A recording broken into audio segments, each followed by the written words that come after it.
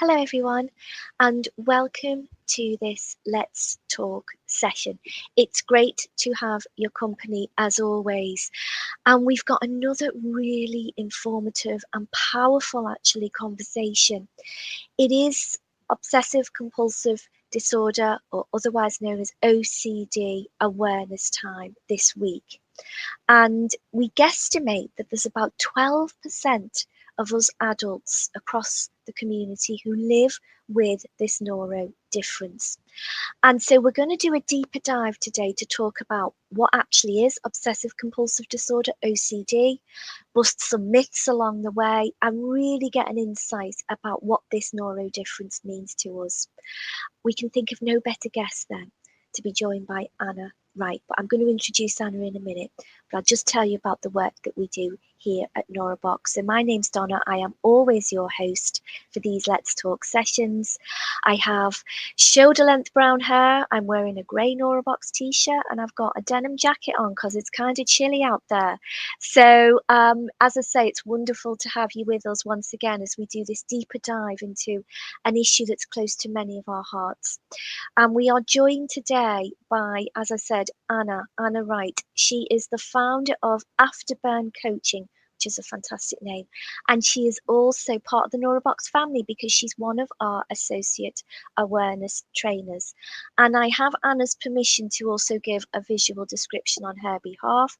She has shoulder length blonde hair. She's wearing a wonderful pale blue shirt and she's got some very, very stylish glasses on. Anna, hello, it's great to have your company. Thank you. Hi, Donna. Really nice to be here. Thank you for having me. Well, thank you.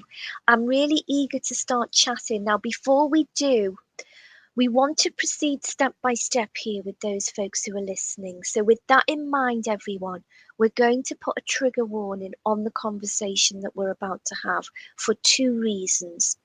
One is that we are going to be giving examples of OCD, how it can be experienced, and we are aware that for some of you, that discussion can be triggering. Okay. We will also be talking today around some of the statistics connected to suicide within this community as well. And so we just wanted to share that with you. Okay, so with all that in mind, let's get talking then. Anna, tell us a little bit about yourself and your experiences with obsessive compulsive disorder, OCD. Okay, so I'm going to start with for the viewers that I actually have combined ADHD. So I have given Donna the permission pre this video to pull me back in if I tend to go off track. So I just wanted to highlight that first of all. The second is that I personally don't have OCD. However, someone very close to me in our family has suffered for a number of years to a severe level, and I have been quite close and well, very close in supporting that person as it's ripped through the family like a tornado. So my own passion around this actually comes from um, things I used to think, things a lot of people used to think, sort of, oh, I'm a bit OCD because I've been cleaning a lot or tidying a lot. And it is so much more than that. It's completely debilitating. However, I do want to caveat that for anyone with OCD or anyone that's caring for OCD, that it is very, it's treatable. It's not easy, but it is very treatable. Thank you, Anna. And yeah, we'll proceed very sensitively through this conversation. Thank you so much for what you're about to share because it's a really personal journey. We talk a lot now, don't we, about the value of lived experience being authentic, and your voice truly is a very authentic one. So, take us right back to the beginning then. You just talked there about some of us wrongly will say, oh, I'm a little bit OCD today because I'm being tidy in and so on. This phrase has become almost part of our culture as throwaway comments, which totally undermines and disrespects the actual OCD community. That's why it's great to have awareness times like this so we can truly understand. And some folks will have joined this Let's Talk session because they want to find out more about what OCD is. So, Anna, take us Yeah. right back to basics. Can you explain properly to us what OCD actually is, please? I can. And before I do that, I do want to just tell people that I'm not a psychologist. This is all No. from my Yeah. lived experience. Before I do that, that's a really nice pen, Donna. Really nice. Oh, thank you. It's your favourite Okay. colour, yellow. Um, how would you feel if you suddenly had a thought that if you're touching that pen, something bad will happen to somebody you love? Oh gosh. Well, for a start, I'd put it down. Um, yeah, very distressed, I think, actually I am. How does it make you feel? Distressed? Um, yes, confused. I suppose puzzled, scared. Um, yeah, I guess is this your way of saying that these is maybe some of the intrusive thoughts that somebody may have when, Absolutely. yeah, However, you know it's not logical, but yes, you're still not touching the pen. yeah, So we all have a filtering part of our brain. We all have intrusive thoughts. Every single human being has an intrusive thoughts. For most of us, they'll pass us by really quickly, and we might notice it, we might not. For people with OCD, there's a part of the brain that filters out all of those sorts of information for us. For people who have OCD, this doesn't quite work as it should. So the thought gets stuck. And these people don't really, they know it's not logical. If you have OCD, you know it's not logical, but that thought gets stuck. And that could be a trigger around a pen, it could be anything completely not logical. And you know this, but you can't push past that thought that's growing. And the thought is usually attached to something. If I do this, X will happen. If I do this, I will get sick. If I do this, or if I don't do this, whatever the compulsion is. So that becomes what's known as the obsession. So the obsession starts to grow. And basically, in order to feel like you need relief from that anxiety that's growing, so the anxiety starts to grow really big at times, it goes through to the compulsion, and the compulsion to other people may be completely illogical. I think for the example I've just given, that is actually quite a simple. I'm not going to touch pens. However, for somebody with OCD, that pen could be the start of it, and then it grows to I can't touch pens, and then OCD is sort of giving them the thoughts that um, it's moving on to cups or it's moving on to something else. So it gets really quite complex. The compulsion only gives temporary relief and then it grows again. So it's a cycle that goes round and round and round. And it's actually quite challenging for people with OCD to break that cycle. And I think I said in my blog, that's why, from what I have seen over the last few years, people with OCD show tremendous amounts of courage and resilience in fighting it. And that's what people are not seeing, because often, although I've given a very physical example with the pen, um, OCD can be mental compulsions, which you may not see, but it doesn't mean that person is not struggling every single day. Now, the other thing about OCD is there is a lot of shame and guilt attached to it for the person and for the person that maybe their family. It can actually grow to the point it really affects the family. We've really experienced that in our family. And it can completely turn the person who's suffering's life upside down, and the people that are caring for them as well. So, as I said, a very close member of our family has suffered with extreme OCD and is now in recovery. It's one of the most painful and distressing things to see when you watch a family member go through this. Um, and you feel so helpless as somebody trying to support them. When you don't know much about OCD, you might actually do things that are not helpful as well. And I was very, very guilty of this. I say guilty because that's how I feel, but actually, it's no one's fault. It's natural if you see somebody you love who's in distress to actually jump in and do the thing for them. So then what happens is the family starts to get pulled in to the compulsions, and it grows. And before you know it, you've got people outside of the house and like, oh, I don't want to see them in distress. I'll just do the thing for them. And it grows and grows and grows. Um, yeah, I mean, it's really very hard for people with OCD. And I think if I was to look at this from what I knew a few years ago to what I know now, it's a completely different. You know, the society and the media portray it as something funny, something that, like I said, Monica out Friends. I love Friends. Don't get me wrong. This isn't me cancelling out Friends, but that kind of got to have everything in the right place and just, you know, very control driven. It's not about that. It's about thoughts, really simply, not filtering properly in the brain and getting stuck. Um, they don't really know, truthfully, the main cause, and there is more than one. So there's a number of factors that can cause OCD. It's no one's fault. It's not the person who is suffering with OCD. And if you're somebody that supports or cares for somebody with OCD, it's not your fault either. It's just getting the right help is absolutely essential. And the earlier you can get that help, the more, you know, the quicker somebody can look towards recovery.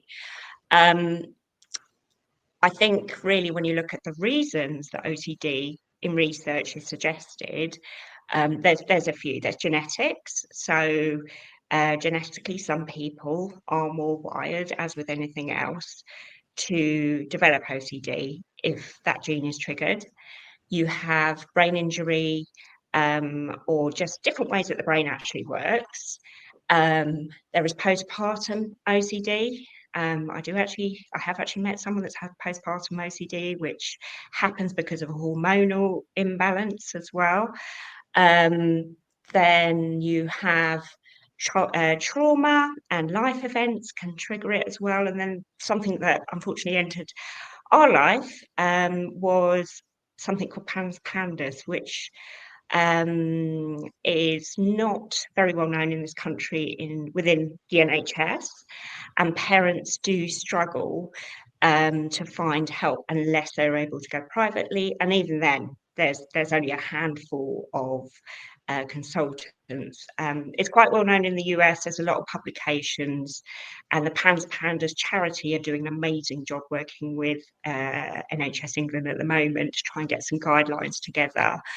But Pandas, I'm going to try and say this now, is pediatric, autoimmune, neuropsychological associated with strep. So basically what that means is that strep, something like COVID, streptococcus, so that's your sore throats and things like that, basically the autoimmune system backfires, the immune system backfires and inflames the brain. So there's the science bit for today, but it's really nasty. It means that that person may have OCD before, as was the case in our life, but it rockets overnight along with some other symptoms as well. So there's a whole host of reasons why someone might develop OCD.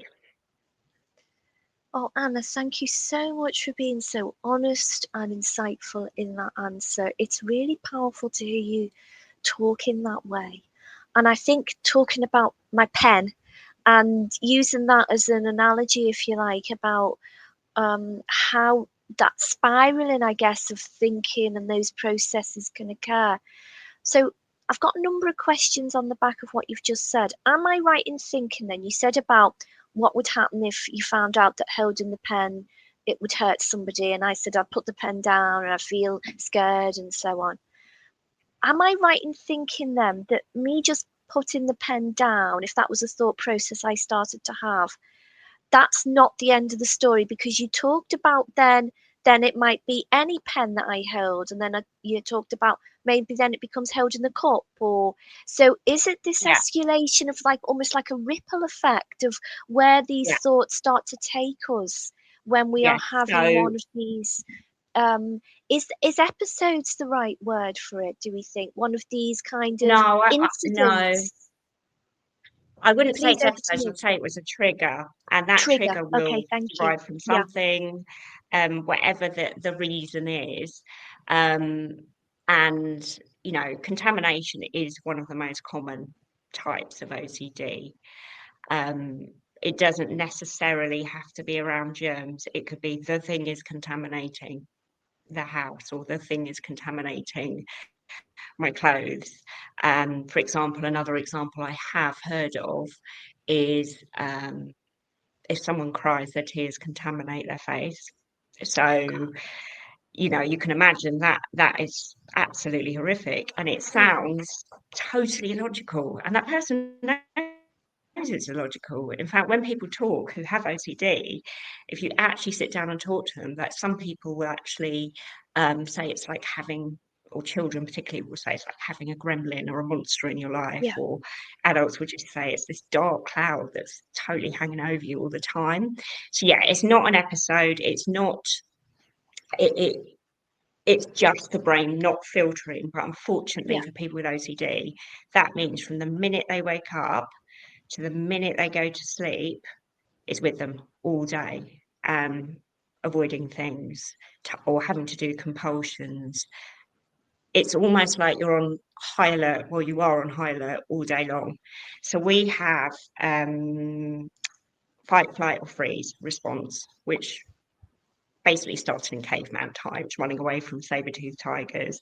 And for most people, this is triggered when something dangerous happens. So if somebody was chasing you, or you accidentally stepped out on the road and a car was coming, it should trigger then. For people with OCD, that is triggering all the time. False alarms, think like a fire alarm that's going off when it shouldn't. So that triggers the sort of freeze avoidance, or the flight, I've got to get away from this, or the fight, I need to do this several times because X is going to happen if I don't, response. So it's being in that fight, flight, or freeze response all the time. Yeah. Thank you for sharing more on that, because I think it gives us a sense of what truly OCD looks like and how it can manifest. Am I right in thinking then that some of the rituals that somebody may have around a trigger, um, I'm thinking maybe of one of a classic one, and I'd met somebody a while ago who was a police officer who'd said at certain times he's in rituals of washing his hands over and over again. Like you say, he was aware that it's kind of not really going to make a difference. And he was saying to me, I know it kind of doesn't make sense, although it makes sense to me. So, but he's in that spiral of that behavior. Is that the kind of reaction then to that trigger, thinking, okay, now if I will use washing hands, if I persistently keep washing my hands, that kind of mitigates it, it gets rid of that feeling, and it stops this bad thing that's going to happen, maybe. Does it work Yeah, like that kind of, Anna? Yeah. yeah. Then they do sorry, I'm going to have to say rituals are generally associated with autism, and Okay. it's actually compulsions. So the compulsion Compulsion. will Right. provide a temporary relief. So it might only last a few minutes before the cycle begins and the thought comes back in, and then they have to do it all again, which is how it grows. But it's it's that temporary relief, that feeling of, I don't want to feel like this. So it's not a pleasant feeling. And most people with OCD don't feel, if you look at an autistic ritual, many autistic rituals help somebody to feel comfortable. And it's a routine and it's a structure. They can look very similar. However, with OCD, it's more about trying to get rid of that awful feeling inside of anxiety and panic, and I have to do this. What if this happens? Even though at the same time, as the person who's very close to us said, um, that it's like you are constantly fighting your brain, constantly, and the only rest you get is when you're asleep. And again, thank you for sharing that. So I'm really eager that we take lots of learnings away from this conversation. So are we right then? The behaviors that I wrongly labeled rituals, we're calling that's compulsions. Is that the correct Compulsions, terminology? yeah, Yeah, thank you so much. yes, that is. Compulsions. Yeah. Yeah, Okay. So building on that then, um, share more then broader about where we're at with OCD, because I was going to ask you about how OCD can manifest in everyday life and some of those myths that we connect with it. But I feel like we've already started maybe saying that. So please share more on that, Anna. Um, you talked about Yeah, Monica and it's quite. Friends. And I also think, and the Beckhams are in the news again recently because Victoria Beckham's just done Mhm. a documentary on Netflix. And I remember a few years ago when David Beckham did his, and he very openly talks about OCD, talking about moving his cans of beans so that all the labels are face forward. And again, I think for a lot of people, not to take away from David Beckham's experience, of course, but a lot of people will associate, oh, that's what OCD is. Like you said, I'm tidy, or I like everything to be looking face forward. But I'd love Yeah, to hear your thoughts about where we need to be at to bust some more of those myths around this very misunderstood difference. it's really difficult because of the sort of lack of understanding and lack of awareness. Um, I mean, OCD UK is a great place to go on and find out the basics, find out more about OCD. There's absolutely loads of information out there, but of course, if you haven't got OCD or you don't know someone with OCD, you probably wouldn't naturally do this. But there are, according to OCD UK, 5 different types of OCD. So you've got checking. So I think this one's quite tricky because a lot of people do actually do this if they're forgetful, or for example, if you've got ADHD, you may forget because your short-term memory is not very good. That have I left the oven on? Have I left the hair straighteners on? Have I left the iron on? Oh God, I've gone out. I'm half an hour away. Did I lock the door? So that kind of checking, it can be quite difficult. But with OCD, it could be you have to literally stand there and maybe complete a compulsion where you might count to a certain number or something like that in order to ensure that you've checked things are off, and it will grow and grow to the point you might not be able to go out because you're worried you may not have locked the door, and then the door, then you may get burgled. It can grow to sort of agoraphobic levels. You've got contamination or sort of uh, mental threats, basically. So this would be germs is quite a common one. So if I don't do this, I will get sick.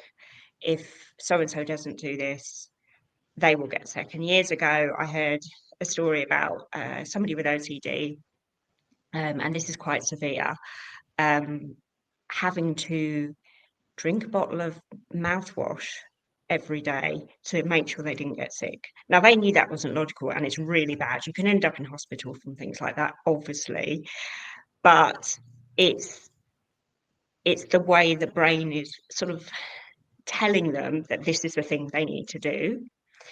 Um, with contamination, hand washing, yes, I think that's what most people will think of when they think about, OCD. They'll think, oh, do you wash your hands a lot? Oh, I can just give you some sanitizer.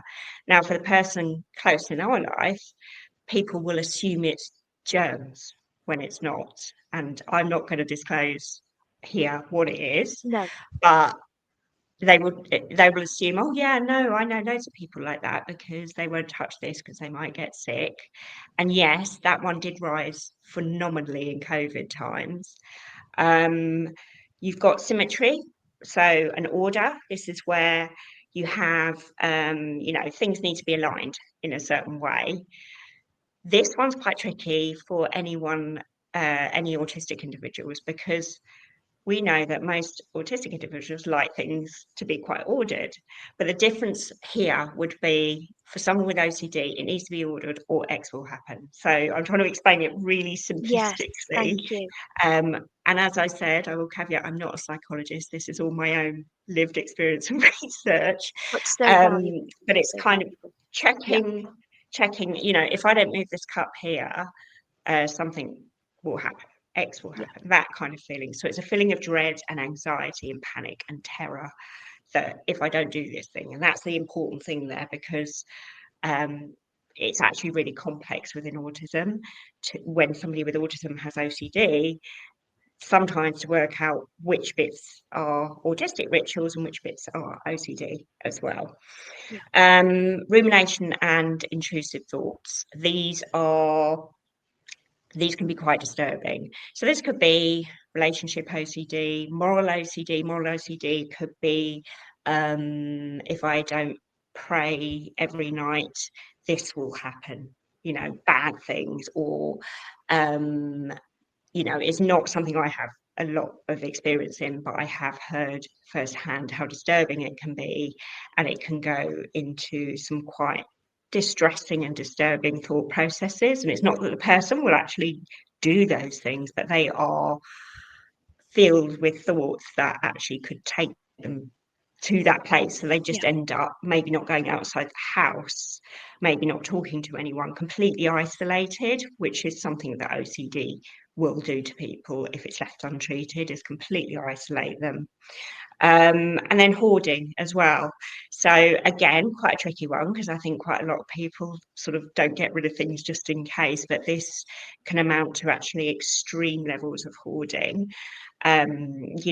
Sometimes you see this on TV Yes. with people that have entire houses filled Yes. with stuff. I'm not saying they've all got OCD, but there is a chance that some of them may have. So that is kind of a very basic way of describing the 5 main categories. Now, however, within that, you've got loads of other categories, but they fall within those 5. So there's something called pure O, for example, and pure O is the thing I was talking about, mental obsessions without the compulsion. So people with that will just have a total onslaught of really nasty thoughts going through their head. They won't actually act on them, but it's still equally distressing. Yeah. Thank you, Anna. It's so insightful to hear you speak like this. Um, how can we show up for this community? Because listening to you talk, and as I say, we're so grateful that you're sharing in this way. It's so wise and real what you're sharing. Um, how can we support this community? Because this is a group of folks, and this is at least 12% of adults who are living with this on a day-to-day basis. How can we make sure that we show up for folks and give them the support that we need? What you said about the hand sanitizer, somebody, I guess, trying to be helpful, isn't it? Oh, just use Yeah. this and everything is fine. You know it's coming from a good place, but it's a complete mismatch and lack of understanding of where that person's at. How can we do better and get it right for those of us who are eager to try and support? Again, I asked the person in our family if you wanted people to know one thing about OCD, what would it be? And they said, OCD is not me, which happens to be the Maudsley catchphrase as well. If you have a look at the Maudsley Specialist OCD clinic, they have a video actually of OCD is not me. But what this person is trying to say is, I am more than OCD. Yes. And that is something that people see, because they will see the compulsions and think, that's a bit strange. So what I would say is three things actually. For people who haven't got OCD, if you meet someone or suspect someone has OCD, take a bit of time with empathy to talk to them, because OCD is riddled with guilt and shame. So for the person that has it, or for somebody that's a carer or supporter of somebody with OCD. So whether you're talking to the person with OCD or somebody that's caring for them, take the time, do not judge. And it's very easy. We all think, some of the comments could be, why do they do that then? That's a bit funny, isn't it? It's a bit strange. You know, I've heard them, and it goes through you like a knife, because Yeah. you know, and the person with OCD knows it's a bit strange and funny, but the nature of OCD is insidious, and it means they have to do that strange and funny thing. It's not funny to them. It's absolutely debilitating and devastating. I think, what would I say? I would say really be careful of use of language for anyone that doesn't have OCD when you're talking. If you suspect somebody has OCD, maybe say you're in the office and you see somebody doing something that doesn't seem quite right. You can sit down. Don't say, I think you have OCD, but say, are you okay? I've noticed you seem quite anxious. Do you want to talk about it? And if they open up, then listen, absolutely be there for them and maybe support them in getting some treatment, because one of the main reasons people don't seek help for OCD is the embarrassment and shame and guilt that they carry around with them, and the feeling like, am I going crazy? And actually that can be an OCD in itself, the fear of going crazy. So it's a minefield. It's treatable, and it's not the most easy thing to treat, but I think for people, the one thing I would love people to stop saying from today, and I would beg this of anyone, is, oh yeah, no, I'm a bit OCD too, because unless you've been diagnosed and unless you're actually suffering with it, you probably don't. You're probably just really tidy or like things in a certain way, and that is absolutely fine. The distress that these comments cause for somebody with OCD, or for somebody who's close to somebody with OCD, are actually really quite huge, because they're already carrying a lot, trying to support someone to get better or for the person to try and recover. The second piece I'd like to say is, for people with OCD, you are absolutely not alone, and this is really treatable. We know from the stats, and stats vary. So if I put stats in a blog or I say stats here, I've got them from places like OCD UK or the International OCD Federation. But it's actually 12 in 1,000 people in the UK have OCD. But they actually think that number is double, because a lot of people won't even get diagnosed, they won't go and seek help. Now, of the number that's diagnosed, this is actually really sad, that up to 50% of those people have severe OCD, which means it is debilitating and impacting their life and their loved ones' lives on a daily basis. I will just mention that the suicide ideation around OCD, the research has shown that up to 50% of OCD sufferers will experience suicidal ideation, and a quarter of those will attempt it. That is really high. If we can change the narrative from our end, if we can actually start to think about what is it that's driving people to not seek help. I mean, there isn't stacks of NHS help. You have to kind of look for it. You have to make sure you've got the right therapist, somebody that's experienced in OCD, and something called exposure response prevention, ERP, is the gold standard for OCD treatment. So you need to sort of do your research if you're an adult with OCD, or if you're a carer of somebody you think has OCD, to find the right therapist so you don't inadvertently make it worse. If you are a carer of OCD, I absolutely know the guilt you will be feeling, the pain of watching someone, the grief. You suffer a lot of grief as well of who that person was pre-OCD. I can promise you that it will get better. It will take time. You need to look after yourself so you don't burn out. And also, in the early days, it's very easy to accommodate. And I would never suggest to anyone to just stop accommodating without the support of a therapist in place for both the person and yourself. But eventually, where you want to be, and we've still got a long way to go with that, is actually reducing accommodations and then eventually stopping them. But if you catch yourself and they want to say a reassurance question, just some of the wording you can use is, I know this is really hard for you, however, I can't say that, if it's the first time they're doing it, if you catch it. But sometimes it's so insidious you don't, or sometimes you're really busy trying to get to work yourself or trying to get stuff done, that you just do the thing. So it's a really complex but treatable condition, and there is loads of new research happening as well, I've been reading about. So I think they're in the stage 3 trial of a OCD drug.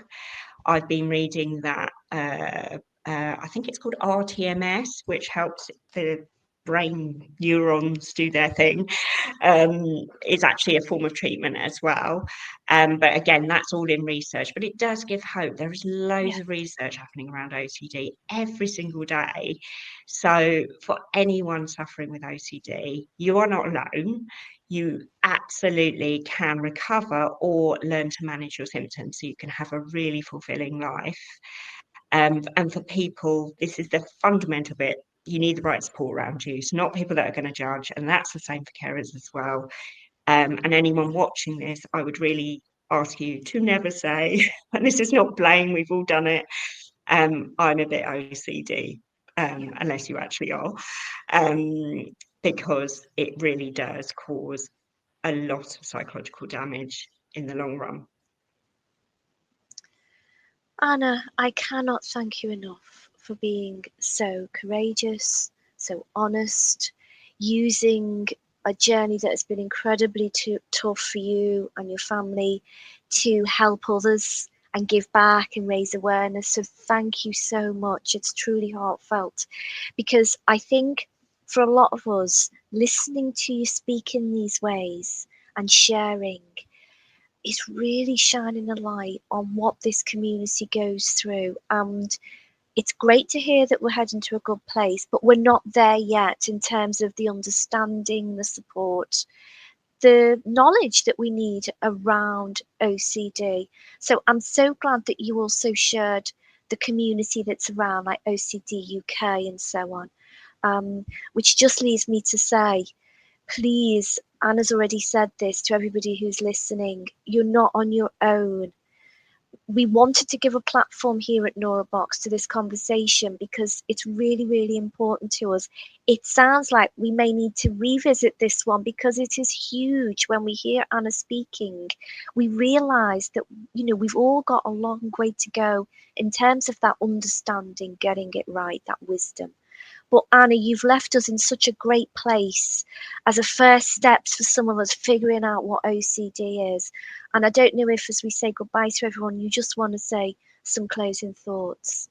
I do. I've written a blog which went out yesterday, and at the bottom of the blog there are some resources. You've got OCD UK, you've got UK Carers, you have Mind, International OCD Federation, Pandas.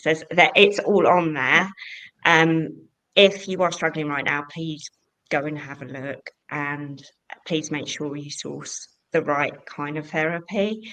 I know it's difficult sometimes getting the support, and I know it can be difficult sort of feeling judged, but it's completely manageable and treatable in the long run.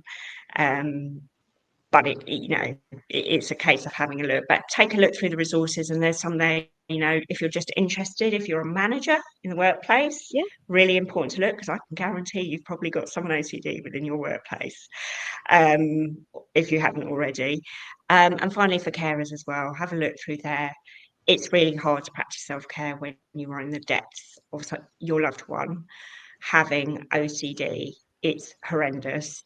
However, you need to stay strong to be able to continue to support that person. So self-care is absolutely fundamental. yeah. Thank you. And I'd like to say thank And you for listening to me today. I hope I've no, made it's sense. I our feel like my pleasure. Listen, we're ADHD hanging on your brain every is. word, Anna, because it's so powerful what you're sharing. Thank you. I can't say it enough.